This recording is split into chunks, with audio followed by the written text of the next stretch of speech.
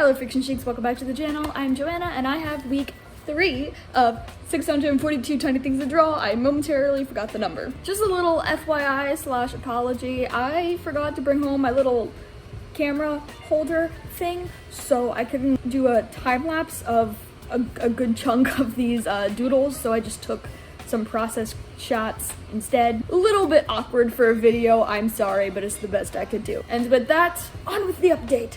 For the first doodle of the week, we have a garbanzo bean, which is actually just chickpeas. I didn't know that until now. Decided to do a little duality with this by having both a close-up of the bean and a bit of the plant on the other side of the paper.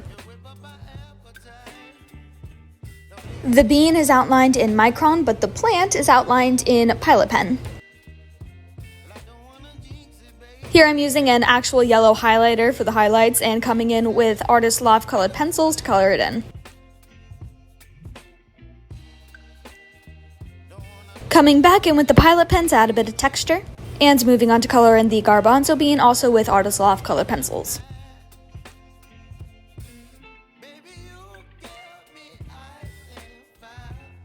And here's where I didn't have my phone stand. This is an apple stem, starting with the sketch, and then the outline in microns, and then coming in with Artist Loft colored pencils for the finished product. Woo! And then another doodle without a time lapse. This one's a chocolate chip. Again, sketch, and then micron outline, and then a colored pencil, and then stippling for the background to make it more interesting. Boom, stippling done. Woo! And then a tiger claw sketch, going into a very sketchy micron tiger claw outline, going into a colored pencil tiger claw. That looks really weird, and I don't really like it. Oh, look, I have my camera holder again. Now I can go back to time-lapse. Woo! This one is a robin egg.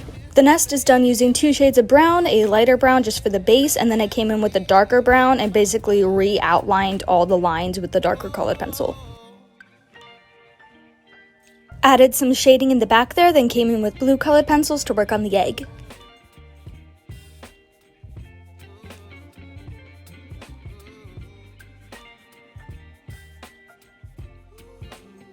At the end here, I came in with a dark blue pencil to add those speckles, and then green for the background. And now a cornflake, or rather a bunch of cornflakes. Cornflakes are very textured, so I added these weird, like, cracked desert kind of lines. Not very realistic to an actual cornflake, but it did look really cool. I'm not mad at it. I chose an orange for the darkest background shade color, and then a yellow for the base color, and to get a little bit of more shading in the yellow and the orange, I just pressed harder with the pencil. This one came out really weird, but it's cool and I like it.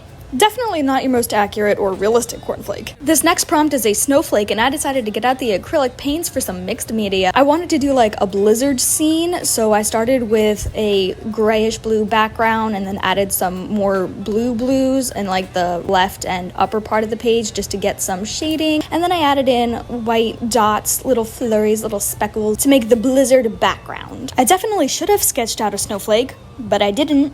I freehanded it and it came out really bad.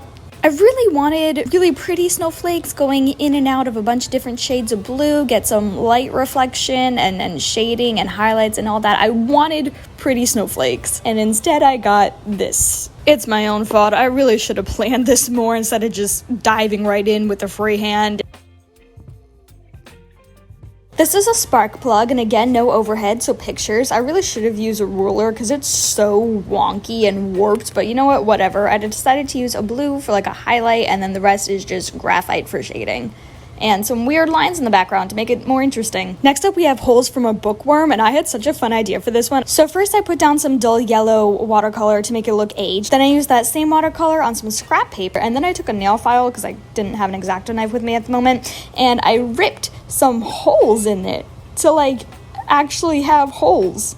Like actual bookworm holes. I had fun with this one. I made a mess, but it's okay. It was fun. Then I glued it all together. Then I took some dark brown watercolor and gently brushed it on the edges of those holes to make the holes aged and a little bit of shading. And then I took a micron and started writing some original poetry down onto the paper so it looks more like a book. Thank you so much for watching. I hope you enjoyed. I will see you in the next update. Bye!